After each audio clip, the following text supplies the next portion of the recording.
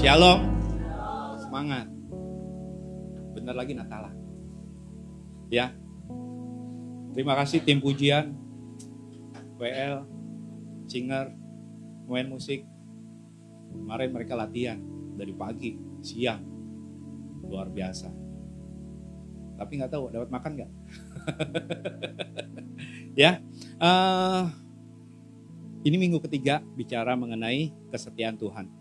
Pak Gembala hari ini izin ada pelayanan. Semalam info, bukan semalam sih, udah beberapa hari yang lalu. Info ada pelayanan di luar, makanya saya suruh, bukan kebagian, memang udah jatahnya. Ya, semangat ya. Bicara kesetiaan Tuhan.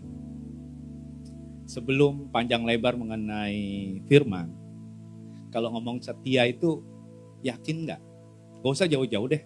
Kita bicara kesetiaan Tuhan sama pasangan. Banyak ya sudah berpasangan atau masih mau berpasangan. Pernah nggak ngeraguin kesetiaan pasangan kita? Kalau dari lihat mukanya ini, waduh Pak, dalam banget gitu. Saya pun sama Bu Evelyn bicara kesetiaan.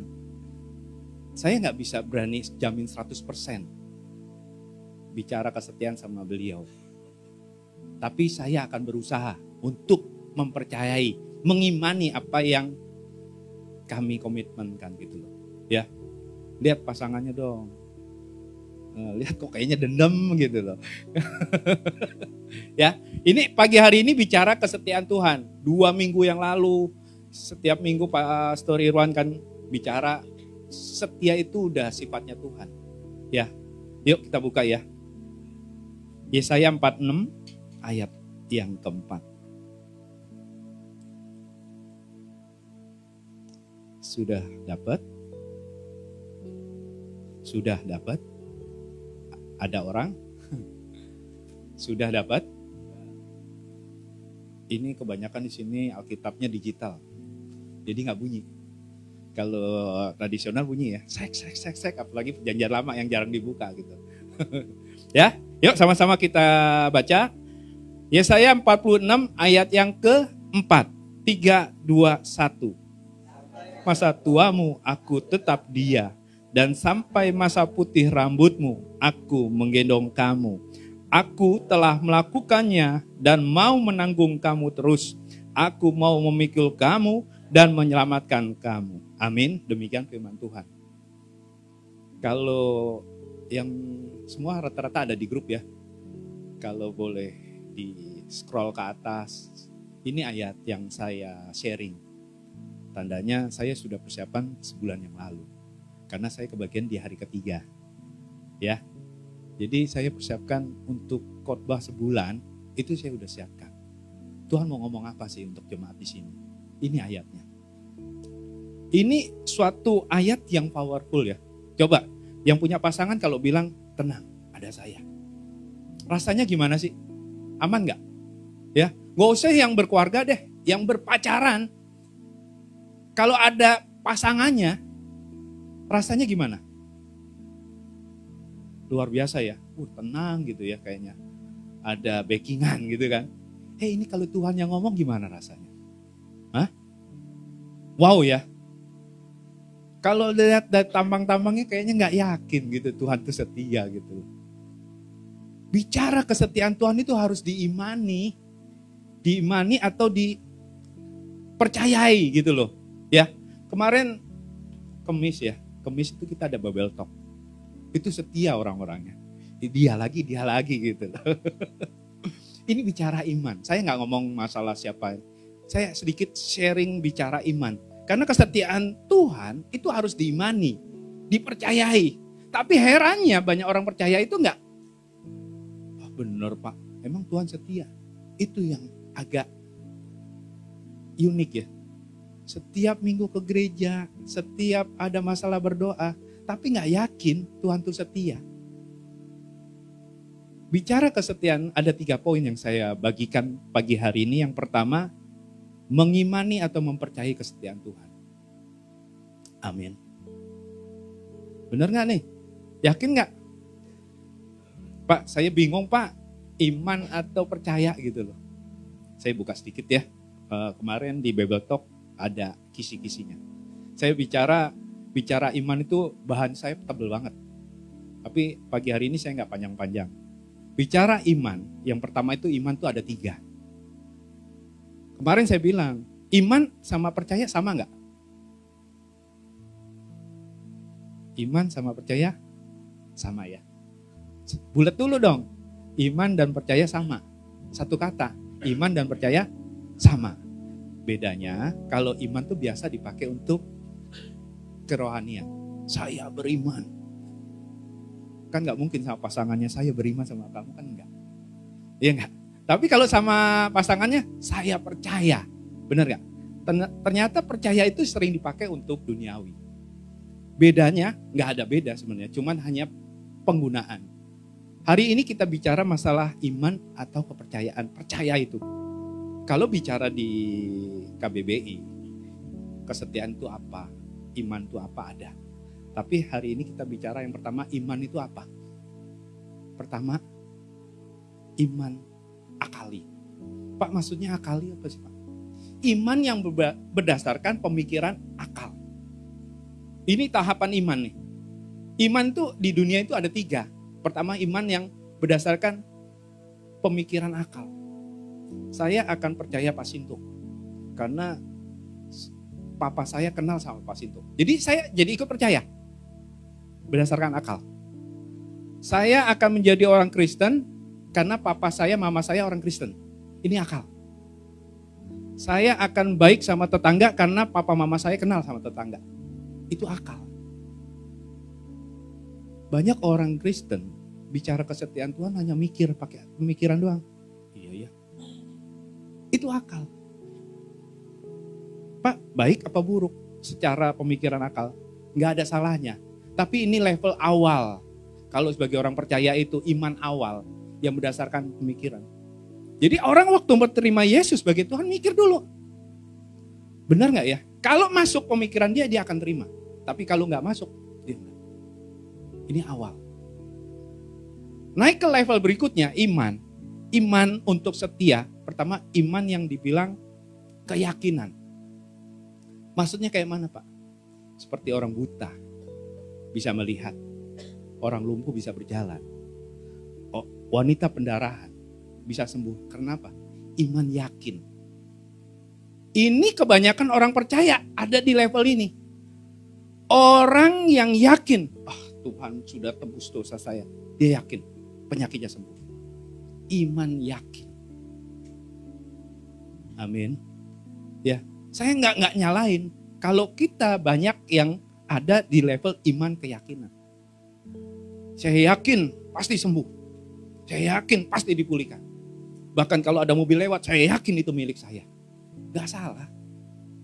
Pengajarannya gak salah. Tapi kita harus terus berproses dalam belajar. Dari iman yang berdasarkan pemikiran, berdasarkan keyakinan. Dan yang terakhir, kita sebagai orang percaya harus punya iman yang benar. Iman yang menyelamatkan. Apa itu Pak? Ingat Daniel waktu masuk ke kandang singa. Dia bilang apa? Sekalipun aku mati, aku tetap percaya sama Tuhan. Itu iman yang benar. Kalau bicara iman yang yakin, levelnya jauh sama iman yang benar. Ada juga iman yang, Pak, kata Alkitab kalau besar, imannya sebesar biji sesawi bisa pindahkan gunung. Itu keyakinan. Tapi kalau iman yang benar, sekalipun gunung itu gak pindah, dia gak pernah protes sama Tuhan. Begitu juga kita. Sebagai orang Kristen harus punya iman yang benar. Iman yang menyelamatkan itu. Pak, sekalipun doa saya gak dijawab, saya tetap mengucap syukur. Karena Tuhan punya yang terbaik buat kita. Amin. Iya kan? Berapa banyak dari kita yang kadang-kadang punya masalah. Doa, cari jodoh, cari kerjaan. Bahkan cari usaha kok sana sini gak pernah berhasil. Terus protes. Kenapa? Karena iman kita cuma yakin. Yakin orang lain ditolong, saya juga ditolong. Benar. Gak salah. Tapi kita sebagai orang percaya harus levelnya naik. Sekalipun Tuhan gak tolong saya, tetap saya percaya Tuhan pasti sediakan yang terbaik buat saya. Itu yang saya katakan, iman kita harus di-upgrade. bicara kesetiaan Tuhan, udah. Bicara kesetiaan Tuhan itu sifatnya pasti. Tinggal kita yakin apa enggak. Yakinnya harus di level. Sekalipun saya berdoa kok kayaknya gak ngerasain Tuhan ada, Tuhan setia. Dirubah. Saya gak pusing. Karena ujungnya pasti Tuhan ketemu sama saya. Amin. Nah ini loh bicara kesetiaan Tuhan. Udah gak usah ragu-ragu lagi. Pak Robi enak kayaknya ngomong begitu. Pas posisi begini. Salah.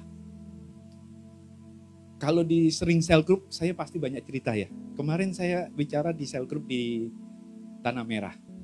Kebetulan ada Pak Sinto, tamu dari jauh datang. Visit kucuk-kucuk datang gitu kan. Nggak izin, nggak apa gitu kan. Cuman telepon, Pak saya udah di sini gitu. Dari situ cerita, Bu Evelyn cerita kesaksian mengenai gonjang ganjing. Woi bahasanya gonjang ganjing keren ya. Di keluarga saya. Orang lain ngeliat kami berdua happy. Senyum sana sini. Tapi di dalamnya kemarin dikatakan kami merasakan neraka di dalam rumah. Jadi sesuatu yang wah orang-orang bingung. Bahkan ada jemaat yang bilang, gak mungkin Pak Robi orang senyum gitu bolak-balik tiap hari senyum ada masalah. Keliru. Kami bisa ngomong begini mengenai kesetiaan Tuhan karena kami sudah lalui. Gak lama, setahun kurang ditambah setahun kemudian, jadi 2 tahun kami rasakan itu. Seakan-akan Tuhan kok begini ya, seakan-akan Tuhan kok gak adil gitu loh. Kita yang sudah bekerja keras kok gak ada hasilnya. Sampai saya punya mindset, ternyata orang kerja keras itu belum tentu sukses loh. Ini saya sedikit singgung ya, ngomongin kerja keras ya. Orang bilang ya, orang sukses harus kerja keras. Emang orang yang gak sukses itu gak kerja keras? Kerja keras juga. Tinggal kita mengimani enggak? Percaya enggak bahwa Tuhan kasih yang terbaik walaupun waktunya belum datang? Kan begitu prinsipnya. Jadi kita enggak ada kecewanya. Tapi kalau level kita cuma akal, pemikiran, keyakinan kita, Anda suatu saat pasti jatuh. Kesel, bahkan mohon maaf, Anda akan tinggalkan gereja. Makanya ke gereja ekspektasinya jangan terlalu tinggi. Saya di gereja akan ketemu orang-orang baik, akan ketemu orang-orang kudus. Salah besar. Ekspektasinya turunkan. Kenapa? Kalau Anda ekspektasinya tinggi, Anda tidak akan pernah datang ke gereja lagi. Karena gereja ini adalah tempat orang-orang yang bersalah. Saya nggak ngomong berdosa, yang bersalah untuk diperbaiki. Jadi sewajar kalau Anda ketemu orang-orang, ya gua salaman, saya salaman kok nggak iya dipanggil nanti. Saya salaman mukanya kemana? Jangan marah. Hari ini kita belajar punya iman yang benar. Yang setia dan hebat itu hanya Tuhan. Bahkan kalau kita salah pun ngaku dosa, Tuhan itu setia dan adil. 1 Yohanes 1 ayat 9. Itu ayat favorit saya. Pak, kok bisa ayat favorit? Ya, dulu banyak ya bilang ini ayat favorit, ayat emas. Ini ayat favorit saya. Kenapa? Karena seringnya saya jatuh dalam dosa, saya anggap ini obat. Kalau saya mengaku dosa, Tuhan itu setia dan adil. Jadi terus-terusan berbuat dosa. Tapi ingat, kemarin Pak Irwan bilang, ini ada efeknya. Ada adil dan setia dan adil. Tuhan itu mengampuni kita, tapi apa yang kita perbuat harus ada tanggung jawabnya. Ya. Ada yang harus dipertanggungjawabkan. Enak aja. Kalau nggak begitu, aduh, enak banget ya. Kita sudah berdosa, minta ampun terus diampuni. Betul diampuni, tapi ada harga yang harus dibayar. Hari ini kita bicara kesetiaan Tuhan. Mengimani yang pertama. Mempercayai. Iman kita udah di level mana? 1, 2, 3. Saya berharap Anda upgrade untuk iman Anda. Iman yang menyelamatkan. Sekalipun rasanya Tuhan gak jawab doa saya, sekalipun Tuhan gak pernah ada di sisi saya, cuman kita harus yakin bahwa Tuhan selalu. Pak bagaimana? Itu iman kita dirubah. Pemikiran kita, kalau bahasa kerennya perspektif kita, bagaimana melihat Tuhan bekerja dalam setiap hidup kita. Jangan waktu kita, kalau kemarin ada lagi jemaat bilang, Pak, kalau dia beda Pak, waktu susah dia cari Tuhan, Waktu senang dia cari Tuhan, tapi waktu susah dia kabur. Ada juga yang ngomong gitu. Saya bilang, setiap orang gak bisa disamain. Setiap orang ada jalurnya. Mungkin itu kan pemikiran kita, tapi mungkin pemikiran dia berbeda. Tapi ingatlah, setiap kita harus lihat koreksi dulu. Apa yang kita pikirkan, apa yang kita mau katakan. Biarlah mereka setiap dari kita sama-sama. Yang penting selalu diingatkan, Tuhan selalu berserta kita. Amin. Ya, kenapa sih kita harus meyakini? Karena Tuhan itu yang pertama itu kan kemarin dibilang, Tuhan itu selalu menepati janjinya. Dan janjinya, katakan, dia tidak pernah meninggalkan sekali-sekali nggak pernah meninggalkan. Walaupun kadang-kadang kita merasa Tuhan kok sepi ya. Pasangan yang kita harapkan, kita nantikan, malah bukan yang bikin kita bahagia, malah bikin kita kesel. Bos kita yang kita harapkan, mana kok kayaknya nggak ada. Tapi ingat, Tuhan selalu berserta. Amin. Itu poin pertama. Bicara kesetiaan Tuhan, kita harus punya iman, percaya yang lebih. Itu M pertama. M kedua, dengan kesetiaan Tuhan, membuktikan kita ini tidak sanggup apa-apa. Filipi 4 ayat 13. Iya sayang.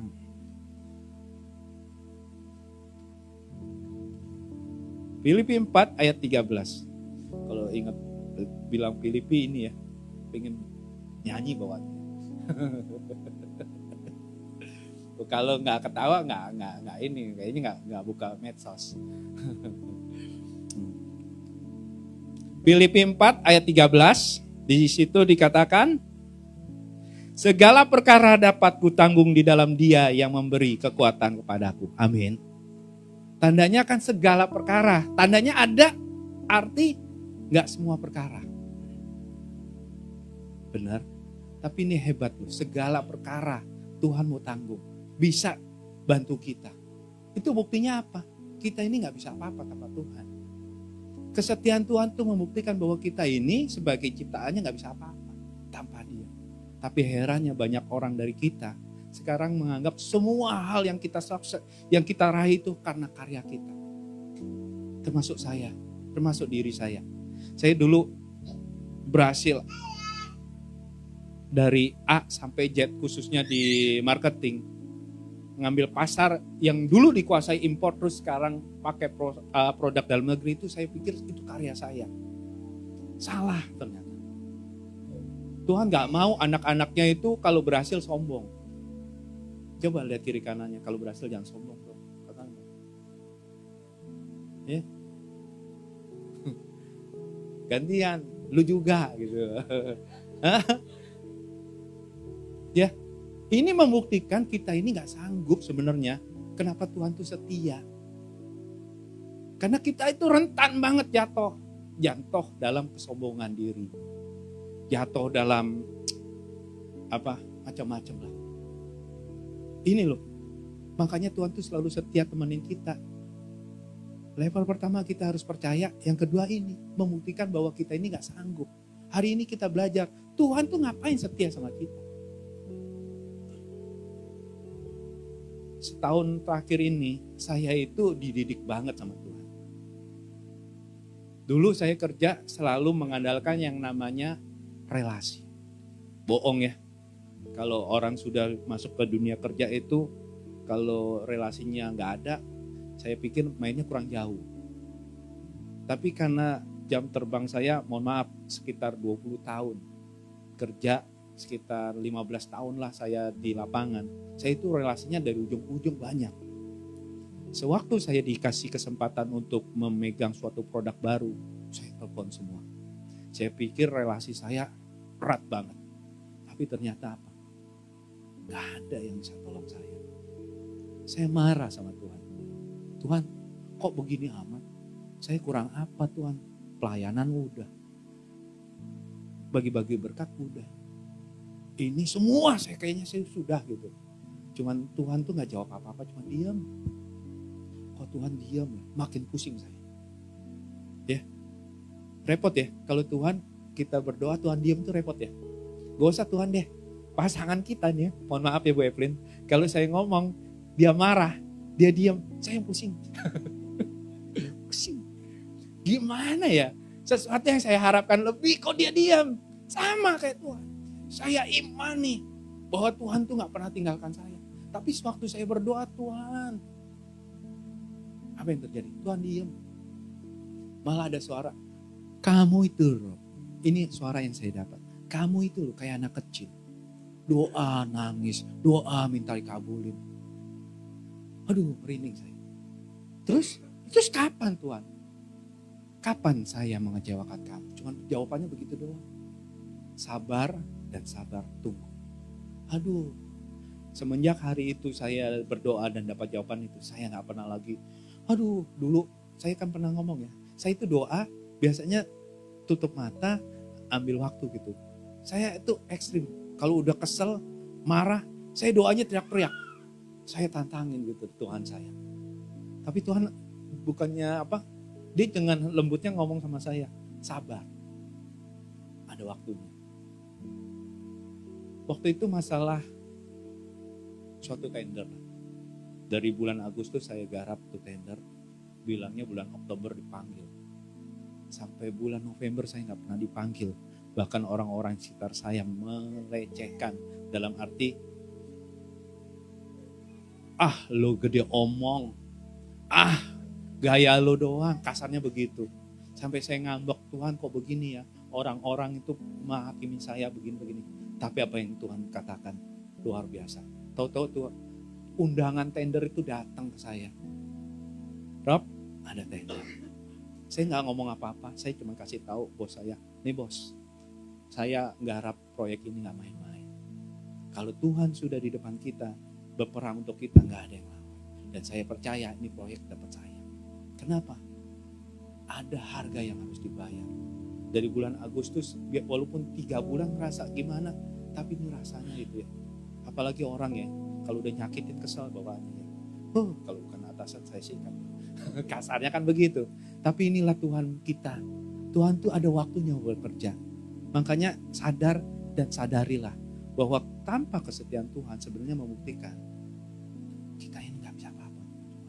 Jadi kalau hari ini Anda dalam tekanan, ingat Tuhan ada. Ingat. Saya bahkan mengandalkan orang yang saya bisa. Tolong dong. Tenang. Alasannya ngomong itu tenang. Nanti ketemu orangnya, ketemu bos saya ini. Saya sampai ketemu bosnya, deal-dealan. Gak jadi juga tuh proyek. Karena Tuhan gak mau anak-anaknya kerja begitu. Tuhan mau kerja, anak-anaknya berhasil berdasarkan caranya Tuhan. Bukan caranya Tuhan. Kenapa? Karena basically waktu saya berhasil, saya sombong. Makanya Tuhan didik saya, supaya saya gak sombong lagi. Hari ini Tuhan katakan, sabar. Ini loh, bicara kesetiaan Tuhan. Jangan pernah raguin lagi. Kalau hari ini saya ditolong, Anda semua pasti ditolong. Levelnya beda lagi. Pak, besok-besok berkata, Pak kalau Tuhan gak tolong saya gak masalah. Tuh harus punya iman begitu. Amin. Levelnya beda. Jangan jadi orang-orang, masa jadi orang Kristen. Bulan depan Natalan lagi. Tahun lalu saya katakan, udah berapa kali Natal. Bulan depan nih, bukannya setahun lagi. Bulan depan udah Natalan. Saya selalu ingat bulan depan Natalan kenapa? Saya pusing sebenarnya. Itu kalau yang tawa paham. Ya, tapi hari ini kita sadari bahwa kesetiaan Tuhan itu menjadikan kita, mengingatkan kita bahwa kita ini tidak sanggup. Ya, kalau hari ini misalkan anak-anak muda cari pasangan, Pak kok belum dapat, sabar. Karena Tuhan pastikan yang terbaik. Pak saya ini bolak-balik jalin hubungan loh Pak, bolak-balik jalin hubungan sama dia. Tapi kok gak jadi-jadi, ingat yang rugi dia. Kalau sampai ada pasangan yang putusin kita nih, khususnya orang-orang sini, yang rugi dia. Karena kita anak raja, anak yang punya warisan. Kalau dia putusin kita yang rugi dia. Emang gak ada yang lain apa? Gitu dong. Ya, begitu. Jangan Pak saya cinta mati Pak. Sedih banget gitu loh. Ya, nanti kalau udah nikah baru ngerasain cinta mati kayak mana, tanya Pak Rono. Ya Pak, aduh, jangan indah-indah terus, aduh. Ya, ini loh, yakin Tuhan tuh kasih yang terbaik buat kita. Jangan menurut kita ya, kalau menurut kita mau macam-macam. Pak, minimal kayak artis Korea lah Pak. Minimal punya ini Pak. Itu maunya kita. Tadi Bu Evelyn bercanda pagi-pagi. Bercanda serius cuman. Rob, kemarin dia dengar cerita apa nonton. Ada pasangan suami istri naik mobil. Tiba-tiba di tengah jalan ketemu mantan pacarnya, istrinya. Suaminya bilang, untung lo gak kawin sama dia. Kalau enggak lu jadi ibu tukang parkir katanya. Dengan sombongnya si suami ngomong gitu. Tapi apa yang terjadi? Istrinya gak kalah. Istrinya bilang apa? Untung lo kawin sama gue. Kalau enggak lu gak kayak gue. Jadi sadarilah ya. Kalau orang sudah menikah. Pasti ada sesuatu yang baru gitu. Jangan udah gak usah lihat masa lalu deh. Hari ini kita belajar. Ya, pasangan-pasangan ini kalau Anda diputuskan. Emang gue pikirin. Rugi banget. Orang emang dia pikirin kita. Sorry. Ya kan. Ya. Ini jadi ke anak muda nih. Makanya anak muda itu harus punya harga. Apalagi anak-anak JKI Home harus semangat. Jangan banting harga. Emangnya mau sale. Undang-undang Desember tulisannya sale. Kusut banget. Malu-maluin. Udah saya turun jadi nggak jadi pendeta sini kalau gitu. Ya. Itu yang kedua. Bicara kesetiaan. Pertama kita harus mengimani, mempercayai. Yang kedua bahwa membuktikan kita nggak bisa apa-apa sama Tuhan. Yang ketiga yang keren. Yang keren mantep ya. Roma 8 ayat 37. Roma 8. Roma itu ada di perjanjian baru. Amin.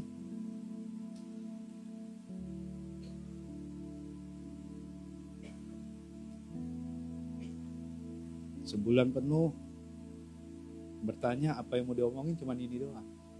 Tapi ingat, ini misi luar biasa. Khususnya JKI. Roma 8 ayat 37.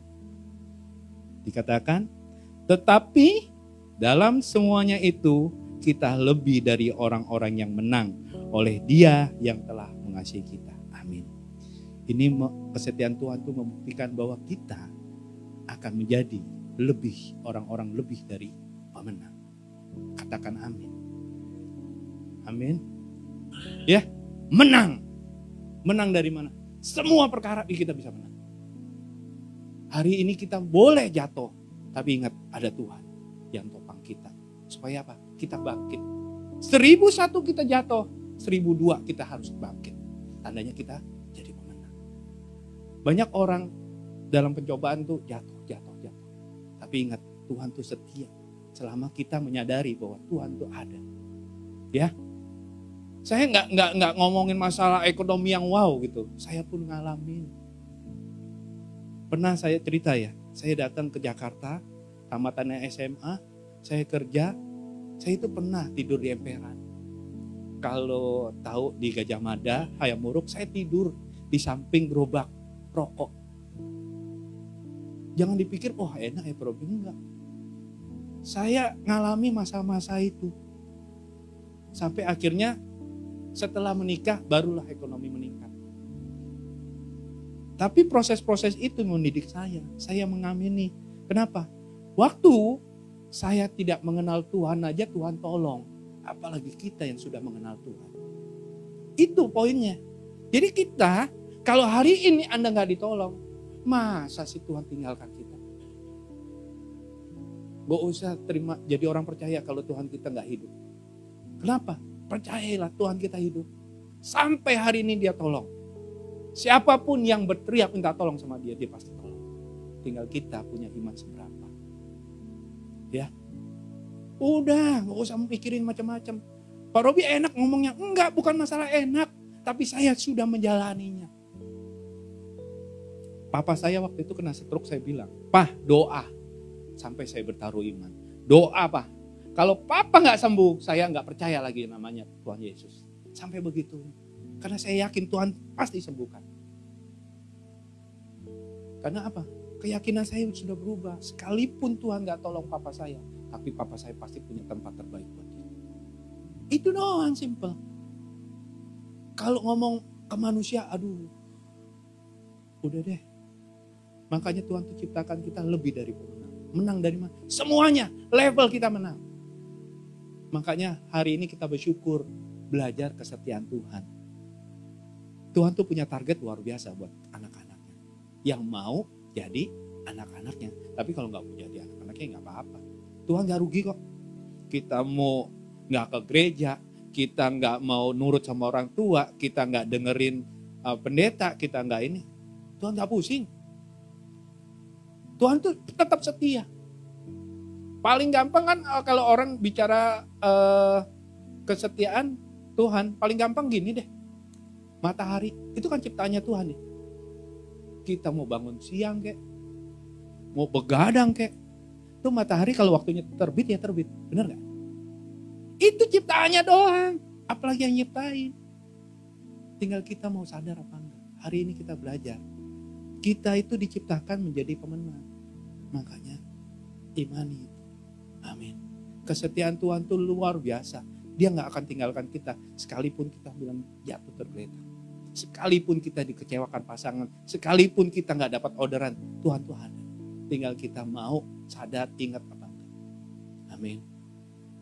Simple. Pagi hari ini belajar masalah kesetiaan Tuhan itu ada 3M. Mengimani, membuktikan, dan menjadikan kita orang-orang lebih dari pemenang. Amin. Ya, sebulan penuh saya bertanya, Tuhan apa yang saya mau bagi di gereja ini? Hanya 3 poin ini. Saya nggak tahu keadaan Anda sekarang. Saya undang pemain musik. Ya, saya nggak tahu keadaan Anda sekarang. Bagaimana, apa hari ini dikecewakan? Apa ada orang yang utang nggak bayar-bayar? Apa ada tetangga yang ngomel-ngomel? Atau ada pasangan yang meninggalkan kita? Saya nggak tahu. Tapi hari ini Tuhan katakan, yes, kalau mau percaya jangan tanggung-tanggung. Kalau mau yakin jangan tanggung-tanggung. Sekalipun rasanya Tuhan gak tolong, Tuhan tuh setia. Amin. Yang jelas Tuhan tuh menjadikan kita lebih dari pemenang. Amin.